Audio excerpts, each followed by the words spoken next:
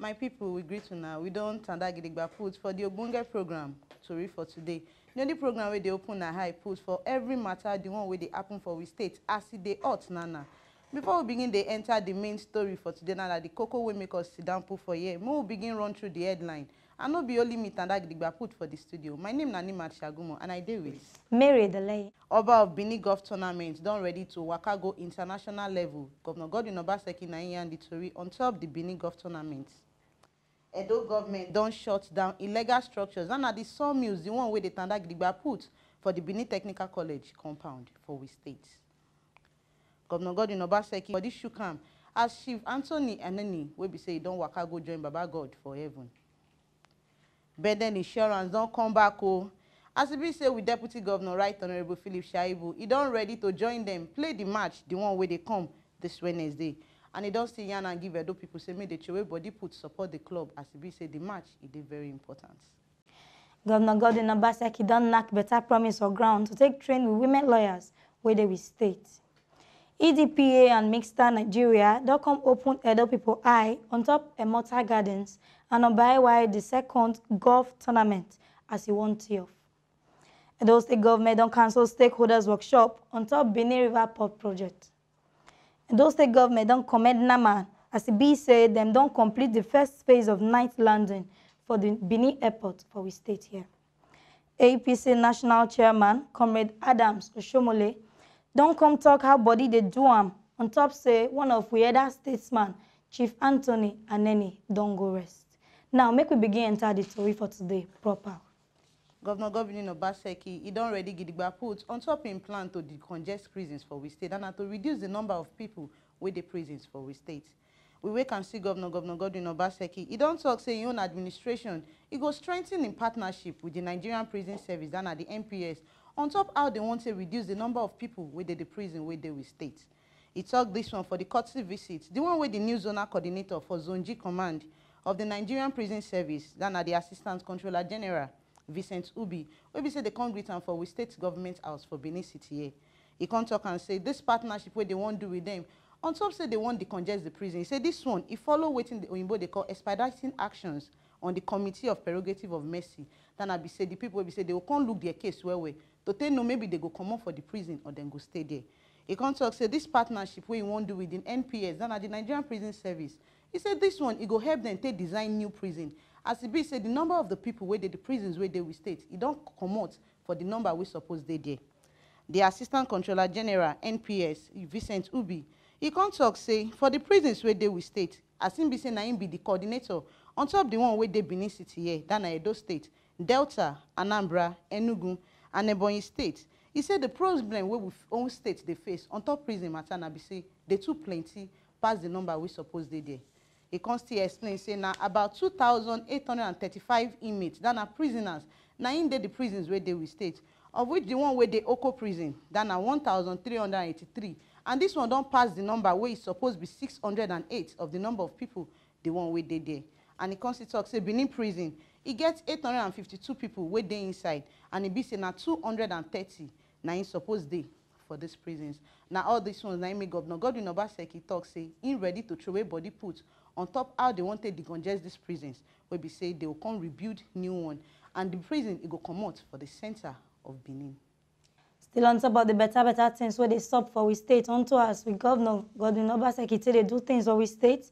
Now he can take knack better promise put for ground say he go train the women lawyers where they will state here. Not be there end though. He can still talk say he go support them with 25 million naira to make sure say they become Ogbonge people for this their field. We Ogbonge governor do this one in collaboration with the foundation where the chief judge of this state set up where they call Ikmone Foundation. Governor Godwin Obaseki talked this one for the first public lecture for the Faculty of Law where they for Benson Idahosa University for Benin City for we state here. The title of the lecture can be The Acts and Essentials of Judgment Writing, a critical appraisal of the judgment of Pontius Pilate. And the Chief Judge of we state, Justice Esoe Ikmone, na this one.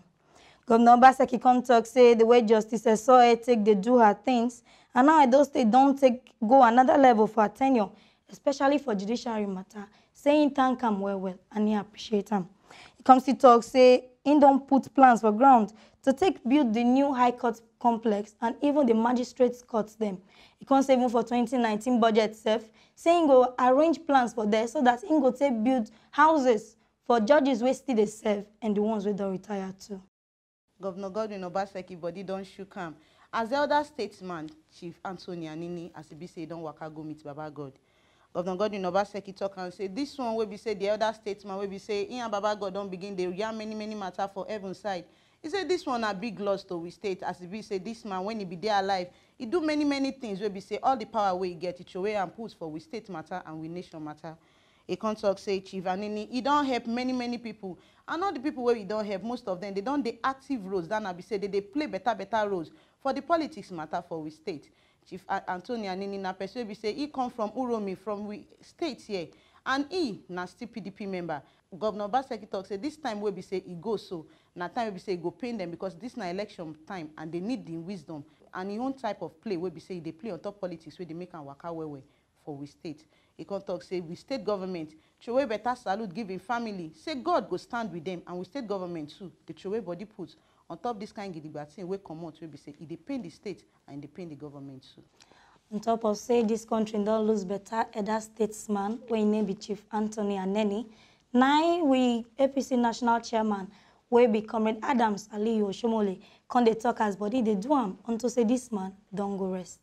In come dey talk say this one where this man come go for this kind time, so say he pain am well say because he remember the time when he first talk say he won't be national chairman when he submit him proposal, say this man write ogbonge letter give them, make they put in come write letter what they call letter of confidence.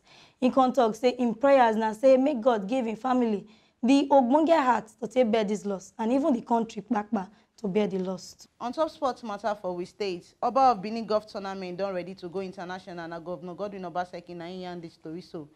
Governor Godwin Obaseki don talk say them don ready for we state government to better body put on top how to change the face of the annual Oba of Benin Invitational Golf Tournament. Wey be say go come waka gidigba, go come turn to international event. He yarn this matter when be said in play part of the 7th Oba of Benin Invitational Golf Tournament for the Benin Golf Club for Benin City. He can't tell the golf members then say me all of them throw away body put to support this kind of initiative where they want throw gidigba put for ground because golf matter. He said this one no be matter be say now for just people wey get money. He said now game wey be say they allow people their real character who them be, may they throw away, may they come outside. If they make them they get time to relax, come fit think about better ideas to take change the life of the people where they around them and to take change their life. He said this one are still game where be say if they promote exercise, the one where be say it good for the body well. He said now all this kind of thing now in this golf club they do. I say and in go beg them, may they do and well be say it go come out for national level, it go reach international level. Osaige Neikare, the one where be say now him be the captain of the Benin Golf Club. He can't thank with state governor, Governor Godwin Obaseki. Now so he can't thank the Oba of Benin. Say they throw away body put for this game. Say this is now the second time where the Oba of Benin, Oba Eware the second, where we say he go join put for this golf tournament. And he happy well for the support where they give the golf tournament club and all this kind of thing. They make them understand say sport now which is supposed to stay for we state. We know that also better things they share for we states. Now on top of this one, the state government can't commend Nigerian Airspace Management Agency, NAMA, on top of say they don't complete the first phase of night landing for Benin Airport, where come result enter strong joining of hands between the government and NAMA self. Governor Godwin Obaseki talked this one for the 15th Annual General Meeting and Conference of National Air Traffic Communications Association of Nigeria, NACAN, where the team be the impact of AMHS and ATN on National Airspace Administration and Air Navigation Plan, where they do for Benin City, for we state here. Governor Obaseki talks say he want thank NAMA for the work where them don't do with the state government for on top Benin Airport. He say NAMA don't work with them well, and he don't come help them complete the first phase of the work. Say Naim go make sure say airplane them go feed the land well for night. This now what you they call night landing facility. The president of NACAN, Comrade Nkambo George, come commend with governor for his support and hospitality, where he said he don't give him better accolades for the whole country. He comes to the conference, don't also provide opportunity to engage with policy makers, experts and professionals them for the field on top of the efforts wey NAMA don take deploy new technology so that it go be ogbonge one. Still on top of the things where they happen for we state, Edo State government don shut down illegal sawmills and are the structures where the Tanda Gidigba put for the Benin Technical College compound for Ogbowo with the Benin City for we state here. We state government don shut down the operation where we say they illegal on top of all the land where we say it dey for Benin City Technical College where all these sawmill people come the Tanda Gidigba their own structures put. He said because this area is an area where we say they don't mark for the Benin Technical College and the structure where they put there, you know, follow the law, the one we follow with state government. We state government don't come talk say under the Governor Godwin Obaseki administration, you know go tolerate any yamayama or katakata on top the ones where these people go do. Because this one na character wey be say e no follow law and e no make sense at all. And the constitution talk say all the people where they call the community host, the one wey be say na their community na in all these schools they Tanda Gidigba put. They say make all these community people them make they watch this property as if be say this property na still their own. The schools them if they notice any yamayama or katakata like this, may they report them to the Ministry of Education or may they come report them give the police, may they for know how to take address this matter. Say because Governor Godwin Obaseki for your administration, he don't ready to Tanda Gidigba put the Benin Vocational Technical College. Unto say in one may they waiting in what they call competitive college. Unto say other schools they will come they look them, they think of how they want to start their own, where go be like the one with the state. Edo State government don cancel stakeholders workshop on top Benin River Port project. They cancel this stakeholders workshop where they before announce say they go discuss the environmental social impact assessment exercise, the resettlement action plan on top of Benin City River Port and access road development project. For the statement where Secretary to the State Government Osaro Oge Esquire sign, the state government come talk say this not to inform the whole public say them don't cancel the stakeholders workshop when the talks say go take place for Benin City. This statement comes to talk say make all the stakeholders where them first invite come the workshop will be the Honorable Chairman of Ovia Northeast, Ikpobaraka Local Councils, where they for we state here, and the Chairman of Warri North Local Council and leaders where they the listed communities. Say make them take note of the cancellation because now this week Tuesday, now they be one holds the meeting. Osaro Jonge comes to talk say then go bring another announcement on top this matter. Can't give the stakeholders when the time reach. Still on top of the Obonge things where they we state, Bendel Insurance don't waka gidigba, they don't come back. As with Deputy Governor Right Honorable Philip Shaibu, he don't ready to throw everybody join them for the match, the one where they come this Wednesday by 4 p.m. And he can't tell the Edo people, say me all of them, Tanda Gidigba can support the football club as if we say now we own state, now in get them. On top of the sports matter where they will say Bendel Insurance Club, the one will be saying now the state football club. This one, they don't come back after many relegation and many bad results where they don't get on top the games, the one where they don't play. But this beat, it don't change on top the drum matter. As it be say, after a decade, the way in they call and then at 10 years, they don't get their star back and they don't ready to go premiership. As it be say, they go come play with 3SC. And this one, a boy game, now it go be. The 3SC of Ibadan, the one where we say, they call them the shooting stars. These people, they don't get history on top, say they fall in and fall out of the season. And they can't choose, say they won't follow Bendel Insurance play. May they forfeit Tanda Gidigba put with the Arsenal of the Midwest to take play for the premiership. But the way the matter can they be like say they don't do better mistake because this one where they choose, so where they won't follow Bendel Insurance play. This one I ain't go send them go out because Bendel Insurance, it don't ready Gidigba to change the face of the football where they our state here to waiting that they call civil campaign. The one will be say it can't be like modern way. The one way that they play before, the matter it don't change. And for this game, waiting go come make and sweet well. Now the one way we say with Deputy Governor Right Honorable Comrade Philip Shaibu, he want to weigh body put for the game too to make sure say Bendel Insurance, he don't Tanda Gidigba welcome for we state and sports matter, it go waka go well. And not this one. Now for Uniben Sports Complex by 4 p.m. now they want to play this match for Benin City. On top of the better things, so they sup on top of say about Benin 1-2 golf tournament for Benin City. Edo Development Property Agency (EDPA) and Mixta Nigeria don't come open Edo people eye on top of the Immortal Gardens as it be say Obayawai the second golf tournament one tier.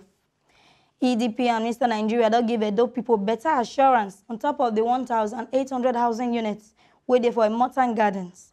They come to talk say this Immortal Gardens could change the face of the houses where they already they Benin City. The executive chairman of EDPA, Isoken Omo, come talk say they don't ready to celebrate the Oba of Benin and to congratulate him for im second year on top of im royal throne. For wetin dem talk for the Tea of Oba of Benin Golf Tournament for Benin Club, na so representative of Mr. Nigeria come express the support for the golf tournament of Oba of Benin. The secretary to the Oba of Benin, Emmanuel Igodaro, come commend EDPA and Mr. Nigeria where them take join hand for the competition. He comes to talk say this golf tournament go be a ogbonge platform to take showcase Emotan Gardens. He comes to talk say this year tournament go dey about networking. Say na win-win for sponsors because as you dey support the game, the system sef go dey support you. Now here we see the tori reach on top tori for today. On top the things where they happen as they ought now for Edo State. We go still join una later to come give una many on top ogbonge tori on top wetin dey happen for we state. My name na Nimat Shagumo and I dey waka comot with Mary Edeleyi. Go see una again.